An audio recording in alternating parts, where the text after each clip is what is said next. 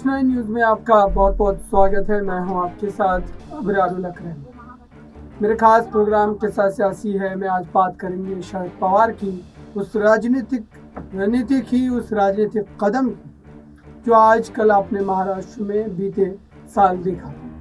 दरअसल 2022 में जिस तरीके से एकनाथ शिंदे ने लगभग 40 विधायकों के साथ जो बगावत की थी शिवसेना पार्टी से, ठीक उस तरीके की ही बगावत 1978 में शरद पवार ने। शरद पवार महाराष्ट्र के सबसे कम उम्र के मुख्यमंत्री उस समय बन गए थे जब उन्होंने अपने साथ उन 40 विधायकों को बगावत करने पर उतारू कर दिया। और ऐसा प्रतीत हुआ कि एकनाथ शिंदे ने दरअसल उसी राजनीतिक घटनाक्रम से सीख लेते हुए 2022 में उद्धव ठाकरे के खिलाफ उसी तरीके की एक राजनीतिक चाल चल दी और वो भी इसमें सफल है।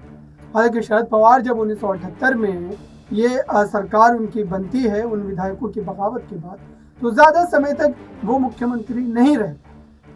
उसके बाद जब इंदिरा गांधी फिर से दोबारा प्रधानमंत्री चुनी जाती हैं, जब चुनाव होते हैं इमरजेंसी के बाद, इंदिरा गांधी उस सरकार को अवैध घोषित कर देती है और फिर उसके बाद शुरू होता है इंदिरा वर्सेस शरद पवार का राजनीतिक खेल। दरअसल शरद पवार ने इंदिरा गांधी की रणनीतियों से कानी काटते हुए उनके खिलाफ ही राजनीतिक पिच तैयार कर दी और फिर एक अपनी नई पार्टी भी बनाई।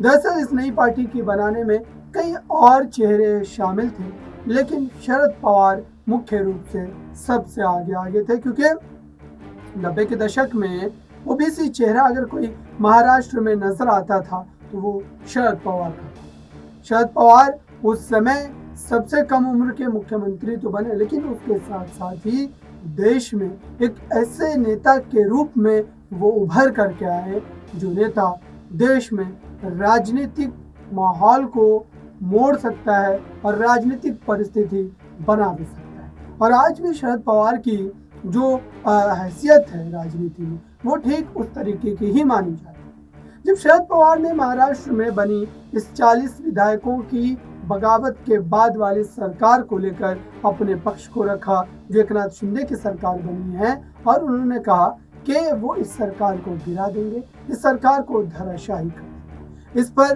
देवेंद्र फडणवीस ने उस समय सीधे तौर पर निशाना साधा था और ये कहा था कि जब एकनाथ शिंदे 40 विधायकों के साथ बगावत कर एक नई सरकार बनाते हैं तो ये गलत हो जाता है। लेकिन अब जबकि शरद पवार खुद इस तरीके के दावे खुले मन से कर रहे हैं कि वो सरकार गिरा देंगे, तो क्या ये दावे गलत नहीं है? 1978 में वसंत दादा पाटिल तब मुख्यमंत्री हुआ करते थे जिस समय शरद पवार ने बगावत की थी, और बगावत करने के बाद ही उन्होंने मुख्यमंत्री बनने का जो सपना है उनका वो पूरा कर दिया। इंदिरा गांधी की कई नीतियों से वो नाराज रहा करते थे, लेकिन राजनीति की लीला कहिए कि आज महाराष्ट्र में जो है शरद पवार की पार्टी और कांग्रेस पार्टी पूरी तरीके से एक साथ नजर आती है, गठबंधन में रहती है और गठबंधन में हर चुनाव भी लड़ती है, चाहे वो विधानसभा के चुनाव हो चाहे वो लोकसभा के चुनाव हो। यानी कि आप ये कह सकते हैं कि महाराष्ट्र में कांग्रेस पार्टी को एनसीपी की साथ की जरूरत हमेशा पड़ती रही है, चाहे वो लोकसभा के चुनाव के जो है समय की बात की जाए या फिर विधानसभा की बात की जाए। ठीक उसी तरीके से जिस तरीके से एनडीए को हमेशा शिवसेना का साथ का जो जरूरत है वो पड़ता है। दरअसल शिवसेना पार्टी फिलहाल इस समय अलग तो हो गई, लेकिन उसके बावजूद भी जो क्षेत्रीय दल होने का एक दबदबा है महाराष्ट्र में वो अभी भी बना हुआ है शिवसेना और एनसीपी पार्टी का।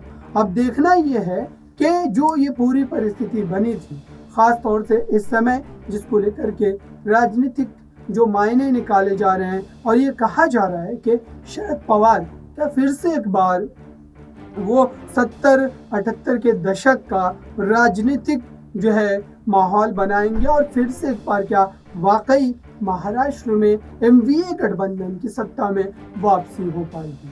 तो ये खास जो एक तरीके से घटनाक्रम था 1978 का, बताने के पीछे का मकसद यही था कि राजनीति हेर फेर लगातार परिस्थितियों के हिसाब से बदलती रहती है। उस समय शरद पवार ने अपनी राजनीतिक मंशों को जो है एक तरीके से पाने के लिए 1978 में 40 विधायकों के साथ बगावत की और आज एकनाथ शिंदे ने 2022 में वो बगावत की। देखते हैं कि अब महाराष्ट्र में क्या एकनाथ शिंदे एक स्थिर सरकार दे पाएंगे और क्या शरद पवार की उस मजबूत रणनीति के सामने अपनी सरकार को सुरक्षित रख पाएंगे। फिलहाल आज के इस खास रिपोर्ट में बस इतना ही। फिर से किसी नए चेहरे के साथ हाजिर होंगे किस्सा सियासी में। बस आज के लिए इतना। खास रिपोर्ट देखते रहिए, आने वाले समय में फिर से आपको किसी चेहरे के साथ रूबरू करवाएंगे। फिलहाल ताज़ा तरीन खबरों के लिए जुड़े रहिए नेक्स्ट 9 न्यूज़ के साथ। धन्यवाद।